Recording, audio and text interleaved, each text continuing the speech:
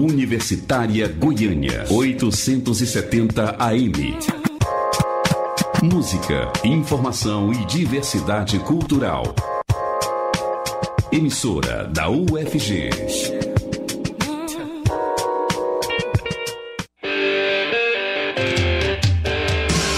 Começa agora o Estação Esportiva. As notícias do mundo do esporte de um jeito que você nunca ouviu.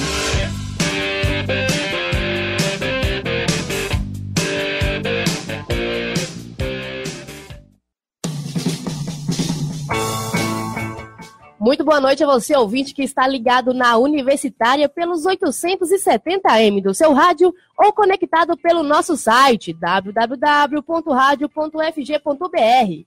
Está começando agora o Estação Esportiva, uma produção do estudante de jornalismo da Universidade Federal de Goiás. E quem vai estar com você nesse início de noite de sexta-feira sou eu, Daniela Versiani, hoje acompanhada do Fabrício Vera. Muito boa noite, Fabrício. Boa noite, Daniela. E no programa de hoje você confere mais um boletim especial da série A Copa do Mundo. No Além do Futebol, teremos uma reportagem sobre o futevôlei goiano. Além disso, no quadro Na Geral, vamos ter uma enquete sobre quem o ouvinte mudaria na convocação do Tite. Tudo isso e muito mais você acompanha na sequência do Estação Esportiva de hoje.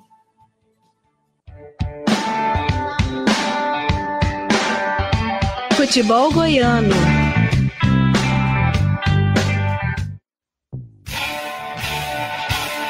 Começando o bloco do futebol goiano, o Goiás busca desesperadamente a sua redenção no campeonato. O Verdão recebe o Guarani de Campinas hoje, às 7h30 da noite, no estádio Serra Dourada. Exatamente, Fabrício. Lembrando que a partida conta com a transmissão da equipe Doutores da Bola a partir das 7 horas. E você pode ouvir todas as emoções deste confronto nos 870 AM do seu rádio ou no site www.radio.ufg.br. Para o confronto, o técnico Ney Franco tem à disposição os dois últimos reforços esmeraldinos, Renato Cajá e Felipe Gedós.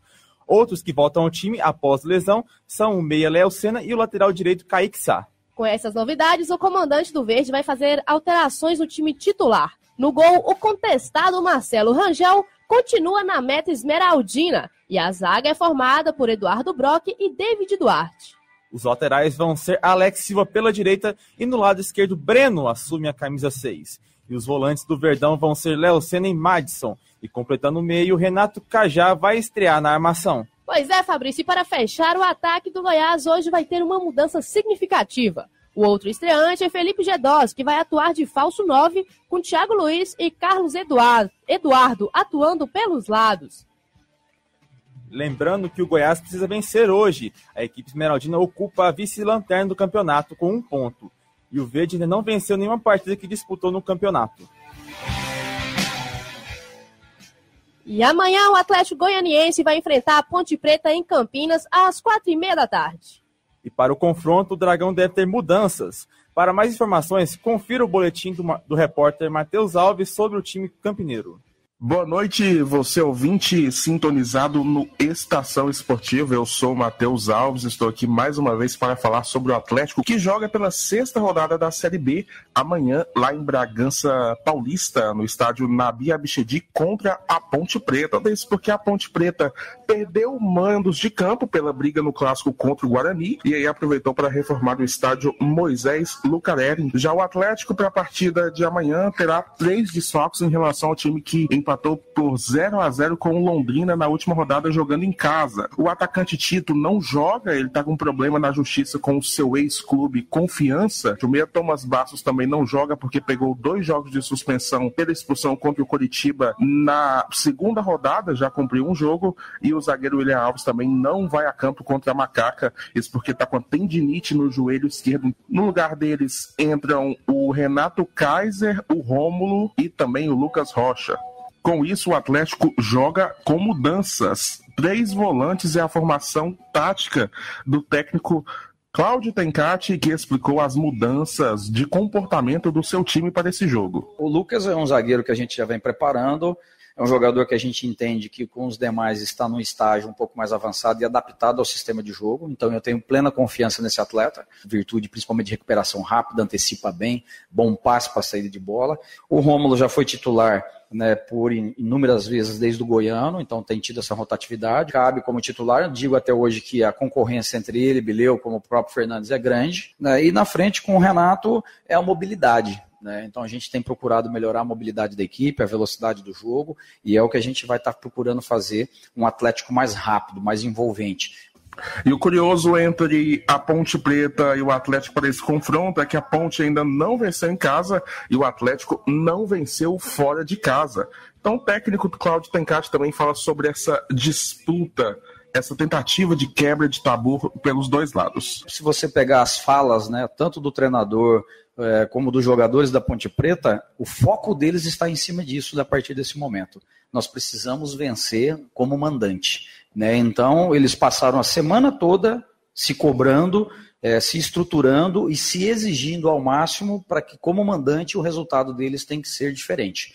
Mas o Atlético vai ter que ter sua força, vai ter que ter seu equilíbrio, nós não podemos ir lá só para defender, o Atlético tem que ter seu valor, suas qualidades, suas virtudes, então nós temos que ir lá para confrontar e buscar pontos. Então é isso, o Atlético que contra a Ponte Preta deve ter Jefferson, Alisson, Lucas Rocha, René Santos e Mascarinhas no sistema defensivo, Bileu, Rômulo e Fernandes, 3 volantes no meio campo, e mais à frente João Paulo, Júlio César e Renato Kaiser.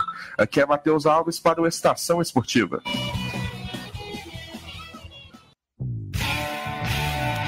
E agora bora falar de Vila Nova. A fase é boa e o time ocupa a segunda colocação do campeonato, empatado com o líder Fortaleza no número de pontos, 13 no total. Mas o Tigrão busca a ponta da segundona e amanhã vai enfrentar o Oeste de Itápolis. Exatamente, Dani. O Vila Nova marcha para o Oeste e joga no interior de São Paulo, às 4h30 da tarde, na Arena Barueri. Essa partida que pode valer a liderança. E para montar o time, o técnico Emerson Maria vai ter 2 desfalques ofensivos. Os atacantes Matheus Anderson e Keké tiveram lesões no joelho. Keké rompeu o ligamento cruzado anterior e não joga mais esse ano pelo Vila Nova. Já Matheus Anderson teve mais sorte, sofreu um estiramento no colateral medial e deve ficar fora cerca de 1 semana. Eu não sei se é bem sorte, né, Fabrício? E o Tigrão deve entrar em campo contra o Oeste com Lucas Pazinato debaixo das traves. Maguinho, Wesley Matos, Diego Giareta e Gastão Filgueira formam um sistema defensivo colorado. Então, Dani, acho que eles tiveram mais sorte que eu, porque eu tive os dois no meu joelho. Mas, enfim, a volância vai ser composta por Moacir e Giovani. Elias e Alan Mineiro vão ser os armadores. O ataque fica desfalcado e abriu espaço para Joãozinho, que vai ser a dupla com Reis. Sobre a escolha do substituto de Matheus Anderson, o técnico Emerson Maria comentou a provável opção para o jogo contra o Oeste. É o mais provável, até para que eu possa manter uma coerência daquilo que vem sendo trabalhado desde a chegada do Joãozinho. Nos treinamentos que a gente faz, também nos jogos, falo mais até em cima do Vinícius Leite. O Vinícius ele entra mais do lado esquerdo e o Joãozinho ele vem treinando com mais frequência, está mais adaptado a jogar do lado direito.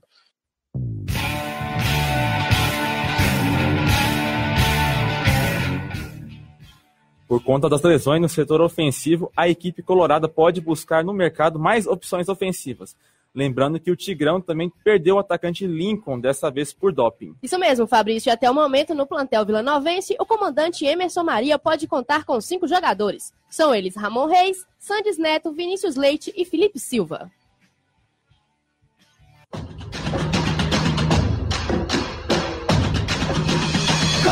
A Copa no Mundo.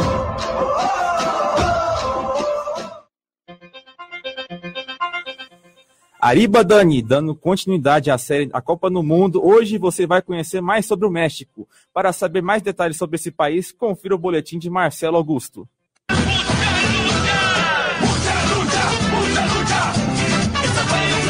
Quando ouvimos falar de México, logo pensamos em comida apimentada e em luta livre. Mas a terra do nosso querido Chaves é muito mais do que isso. Isso. Localizado na América do Norte, é a maior nação de língua espanhola do mundo. Os Estados Unidos mexicanos são um país latino e com 119 milhões de habitantes. Além da língua predominante, há mais 62 outros dialetos indígenas espalhados pelo território. O passado do México é marcado por enormes civilizações que se desenvolveram bem antes de qualquer homem europeu chegar lá. lá. Astecas, maias, olmecas e outros povos possuíam cidades com milhares de habitantes. Habilidosos com materiais preciosos, esses locais tinham até o apelido de Eldorado. Com a colonização espanhola, essas sociedades tão singulares foram dizimadas, e muitos aspectos culturais foram perdidos ao longo do tempo. Vamos falar agora sobre quais restaurantes você vai visitar quando for ao México. Brincadeiras à parte, a culinária é um fator cultural muito característico dos mexicanos. Ao longo dos anos, a cozinha não mudou muito e ingredientes clássicos como o feijão, o milho e a pimenta não saíram dos pratos comuns. Os mais populares são o chile, que consiste em uma mistura de feijão apimentado com carne moída, e o tradicional taco. Outra iguaria que se originou em terras pré-colombianas foi o chocolate. Cultivado há mais de 3.000 anos, o cacau fornecia de suas sementes uma bebida amarga que, posteriormente, se tornaria o doce mais conhecido e adorado no mundo. A tequila, bebida alcoólica feita de agave azul, também foi feita primariamente em território mexicano. A cidade de Guadalajara é a mãe da bebida consumida mundialmente. A cultura esportiva é muito forte no país e bastante diversa. A luta livre, conhecida internamente como lucha libre, faz bastante sucesso nas emissoras mexicanas. Com lutadores fantasiados e movimentos coreografados, a modalidade tem muito público na população. Outro fato interessante é que o México é o segundo país em número de fãs de futebol americano. Alguns jogos da NFL são realizados na cidade do México. Porém, o esporte preferido da terra da novela Rebeldes é o nosso bom e velho futebol. O país já sediou 2 Copas no mundo, a de 1970 e a de 1986. Os maiores clubes são o América, que tem 12 títulos nacionais, e o Guadalajara, que possui 11. A seleção mexicana de futebol se classificou em primeiro nas eliminatórias da CONCACAF para a Copa do Mundo. Com 21 pontos, ficou na frente de Costa Rica e Panamá, que também se classificaram. Há mexicanos bons de bola espalhados por aí. O mais conhecido deles é Javier Hernández, mais conhecido como Chicharito. Com passagens por Manchester United e Real Madrid e atual jogador do West Ham, o atacante vai chegar com a missão de balançar as redes na Rússia. Outras peças importantes são os meio-campistas Héctor Herrera, do Porto, e Guardado, do Betis, além do atacante Raul Jiménez, que joga no Benfica de Portugal. Nas terras geladas da Rússia, o México está no grupo da Alemanha, Suécia e Coreia do Sul, e o país promete deixar os campos mais calientes. Marcelo Augusto para o Estação Esportiva.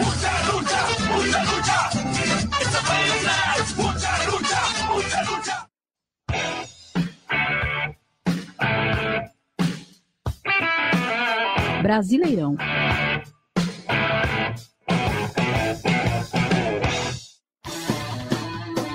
Então agora é hora de passar a agenda de jogos do Brasileirão nesse fim de semana. Vamos começar com o Clássico Mineiro de amanhã. Exatamente, Daniela. Às 4 da tarde, Atlético Mineiro recebe o Cruzeiro na Arena Independência. O Galo foi eliminado na Copa do Brasil pela Chapecoense e precisa afastar os perigos de um possível terremoto. A chance de evitar que os ânimos tremam vai ser justamente contra o maior rival, a Raposa. Um pouco mais tarde, o sábado vai contar com outro clássico. Flamengo e Vasco, duelo no Maracanã, comando o flamenguista. A equipe visitante está em crise após sofrer sucessivas goleadas. Já o rubro-negro é o líder da tabela e precisa vencer para conservar o odor de título. Na Arena Palmeiras, às 9 da noite de amanhã, o Verdão vai mostrar que se digeriu a derrota contra o Corinthians na rodada passada. O adversário vai ser o Bahia, que está na zona de rebaixamento com apenas uma vitória na competição. Finalizados os embalos de sábado à noite, Vitória e Ceará vem nos perturbar no domingo de manhã. Às 11, o rubro-negro pega o Ceará no Barradão. Ambas as equipes estão na degola e necessitam se livrar de mais uma Série A, fugindo do rebaixamento. Às 4 da tarde, o Paraná recebe o Grêmio. Os 3 pontos fora de casa são importantes para o time gaúcho se manter no páreo dos campeões. Já para os mandantes, a improvável vitória traria esperanças de sair da lanterna. Vamos voltar para a Arena Independência de novo, isso porque também às 4 da tarde o América Mineiro espera pelo confiante Botafogo. Após vencer o clássico contra o Fluminense, a estrela solitária encontrou amigos no G6. Agora o Alvinegro vai enfrentar o Coelho, que já mostrou não ter pulado para a Série A por sorte. No mesmo horário é a vez de mais um clássico. O São Paulo encara o Santos no Morumbi. O tricolor é o único clube invicto até aqui, mas ainda está no meio da tabela.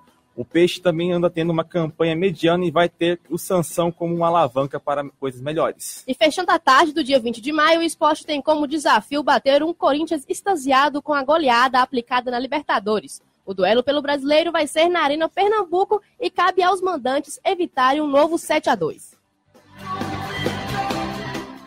Às 7 da noite, o Fluminense utiliza o Maracanã para receber o Atlético Paranaense. O tricolor necessita dar a volta por cima após perder o clássico para o Botafogo.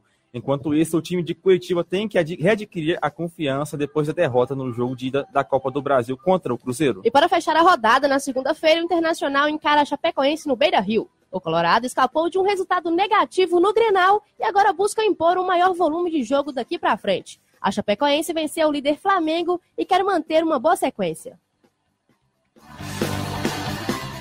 Já pela Série B, 8 jogos acontecem hoje e amanhã. Como já foi dito no bloco Futebol Goiano, o Goiás recebe o Guarani hoje, às 7h15 da noite. Um pouco mais tarde, às 9h30, Figueirense pega o Fortaleza no Orlando Scarpelli. A Ponte Preta joga em casa contra o Atlético Goianiense no sábado, às 4h30 da tarde. No mesmo horário, o Vila Nova entra em campo contra o Oeste na Arena Barueri. Ainda às 4h30, o Londrina vai ser o mandante na partida contra o CSA.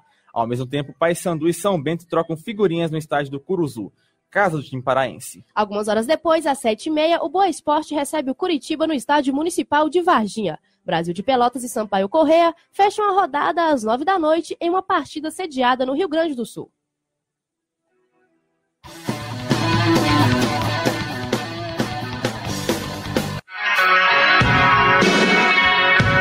Você está ouvindo Estação Esportiva, o horário nobre do esporte no seu rádio.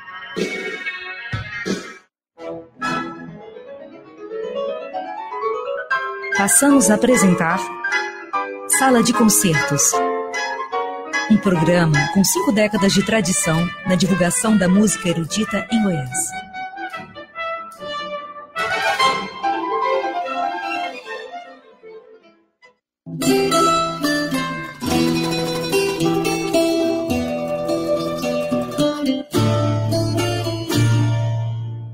O melhor da música popular do Brasil.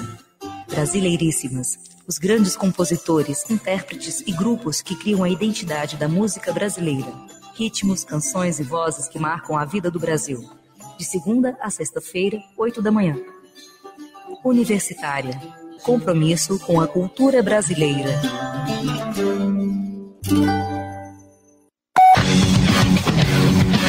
Além do futebol. Além do futebol. Além do futebol.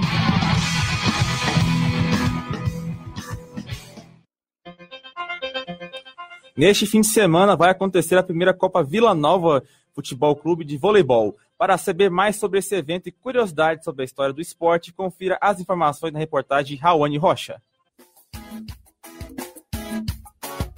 Goiás é um estado receptivo para o futevôlei e nos últimos anos o esporte se popularizou na terra do Pequi e tem encantado as pessoas que buscam aprender e praticar a modalidade. Em 1963, os brasileiros usaram sua criatividade e juntaram o futebol e o vôlei em uma só modalidade. E assim nasceu o futevôlei. Esse esporte é normalmente praticado em quadras montadas em praias, mas aqui em Goiânia o recurso são as arenas e clubes especializados. Com o gosto dos goianos pela modalidade, a falta de orlas já não é um empecilho para praticar futevôlei. As dificuldades aparecem para os goianos, amantes do esporte, que têm vontade de competir no esporte e sentem a falta de competições aqui na capital. A principal deficiência é a falta de patrocínios para quem quer seguir a carreira profissionalmente. Uma novidade nesse aspecto é que nesse fim de semana vai acontecer a primeira Copa Vila Nova Futebol Clube de Futevôlei. O evento único é uma parceria do tradicional Clube Goiano de Futebol com a Arena Pequi Futevôlei. Uma das coordenadoras do evento é a Gisélia Lopes, que trabalha com o esporte em Goiânia há 1 ano. E a organizadora explica como surgiu a iniciativa para realizar o evento. Olha, essa parceria ela surgiu de uma iniciativa dos próprios jogadores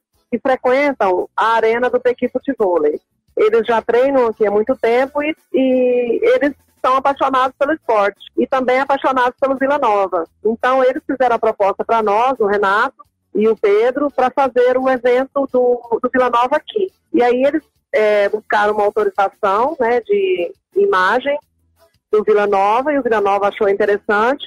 E aí nós fizemos essa parceria para fazer a primeira Copa do Vila Nova, porque o Vila Nova ainda não fez nenhuma de futevôlei. Como já disse, o futevôlei é uma mistura de futebol com vôlei e tem muitos atributos das duas modalidades esportivas. No início, a ideia era bater uma bola na praia, mas essa invenção esportiva já faz sucesso na Europa Ásia e Estados Unidos. O futebol é jogado no sistema de duplas, trios ou quartetos, com equipes masculinas, femininas ou mistas. Os atletas podem tocar a bola com qualquer parte do corpo, menos braços e mãos, e cada time pode dar 3 toques na redonda antes de passar para o lado adversário. Os sets são disputados em melhor de 3, com 18 pontos cada um, e dividido em categorias. Para o evento, Gisele falou sobre como ficou a divisão das competições entre as equipes. As categorias foram feitas da seguinte maneira: no dia 19, que é no sábado, nós vamos ter a categoria iniciante, que começa às 9 horas, e o misto iniciante, que começa às 13 horas.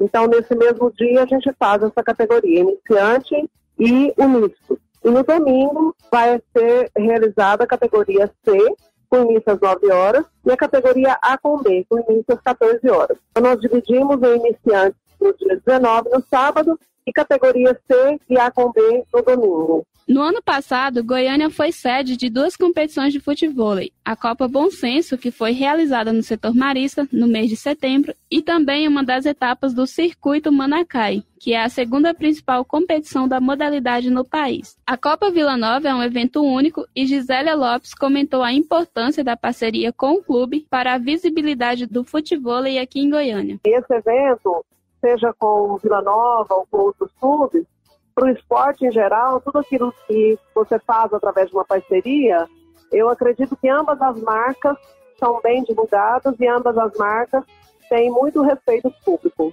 E o Vila Nova, que é um time goiano, um time muito respeitado e possui uma torcida muito encantadora, eu tenho certeza que as pessoas que vierem no local vão se encantar também com a forma que é feito e realizado os jogos de futevôlei. O futevôlei já é popular aqui na capital. E alguns lugares para a prática desportiva é o Goiás Esporte Clube, no setor Bela Vista, o Centro Esportivo Paulo Nunes, no Jardim América, o Clube César Ferreira Pacheco, no setor Santa Genoveva, e a Orla Esportes de Areia, no setor Sul. A competição vai acontecer amanhã e domingo na Arena Pequi e vão começar pontualmente às 9 horas da manhã. Gisélia Lopes convidou todos os ouvintes do Estação Esportiva para o evento. Eu gostaria de convidar todas as pessoas que estiverem ouvindo para que possam vir assistir aos jogos, participar das resenhas que vão haver, e com certeza as pessoas que vierem aqui vão se encantar mais uma vez com o esporte, com o futevôlei no estado de Goiás. Com as informações, Rawane Rocha para o Estação Esportiva.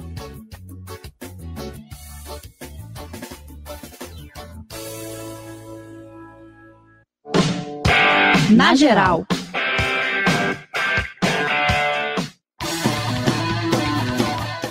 E na enquete de hoje fizemos a seguinte pergunta para nossos ouvintes. Se você fosse o técnico da seleção brasileira, manteria a convocação do Tite para a Copa do Mundo ou mudaria algum nome nela? Olá, muito boa noite aí para o pessoal da Estação Esportiva. Sou Pedro Rara, falo diretamente da minha casa, que é em Goiânia. Em parte, eu concordo com a convocação do Tite. Tem 3 nomes aí que me incomodaram na convocação dele, que foram o Fagner, o Renato Augusto e também o Tyson. Na posição do Fagner, eu levaria o Rafinha, do Bayern de Munique, lateral direito. No lugar do Renato Augusto, eu levaria o Arthur, do Grêmio. E no ataque, no lugar do Tyson, eu levaria ou o Anderson Talisca para ter mais um meio de campo, ou o William José para ter um centroavante de área. É nóis, valeu. Meu nome é Danilo, moro no Parque Amazônia, e sobre a convocação da seleção brasileira do Tite, eu não gostei de 2 convocações, que foi a do Fred e do Tyson. Achei que encaixaria aí no lugar desses 2 jogadores o Luan e o Arthur do Grêmio, ou principalmente substituindo o Tyson. Mas de toda forma, o Tite tem o pensamento dele, sabe o que está fazendo, e pelo que ele fez até o momento, né, tem a confiança minha e de grande parte dos brasileiros. Meu nome é Breno Esqueira Machado, eu moro aqui em Goiânia e eu quase manteria a escalação do Tite. Acho que eu só trocaria o Tyson, sei lá, pelo Luan, talvez. De resto, eu manteria a convocação. Meu nome é José Carlos, sou do Jardim América.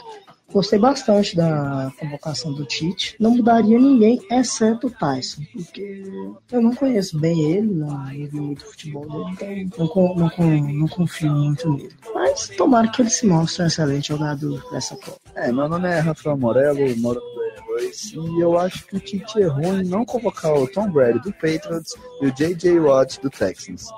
Meu nome é Pablo, moro em Brasília.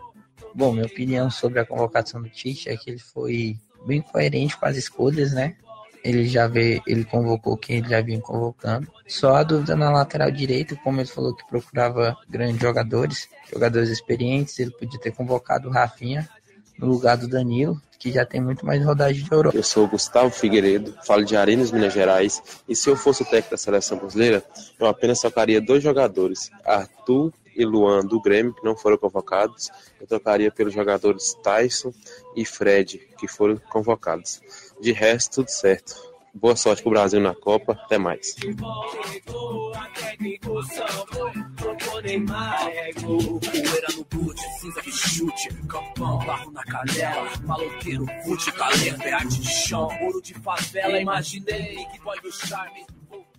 Estilo Charleston, pra fazer a quebrada cantar. Mesmo é tipo MC Long. Eu vim pelas taças, foi, quase 2. E chega ao fim o Estação Esportiva dessa sexta-feira, dia 18 de maio de 2018. A apresentação foi de Daniela Versiani e Fabrício Vera. Produções e reportagem: Augusto César, Daniela Versiani, Fabrício Vera, Marcelo Augusto, Matheus Alves, Raoni Rocha e Paulo Emílio de Medeiros. Com edição geral e monitoria de Daniela Versiani, Mariana Siqueira e Tandara Reis.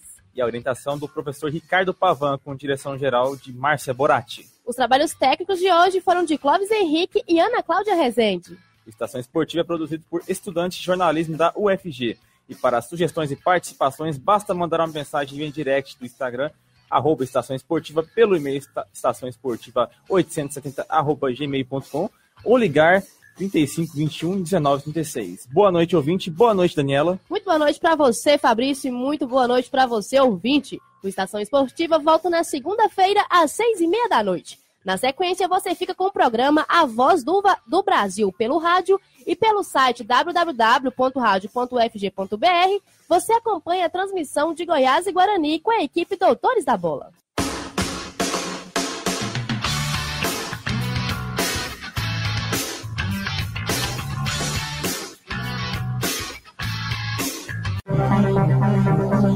ZYH 754, 870 kHz, AM. Rádio Universitária, Goiânia. Emissora da UFG.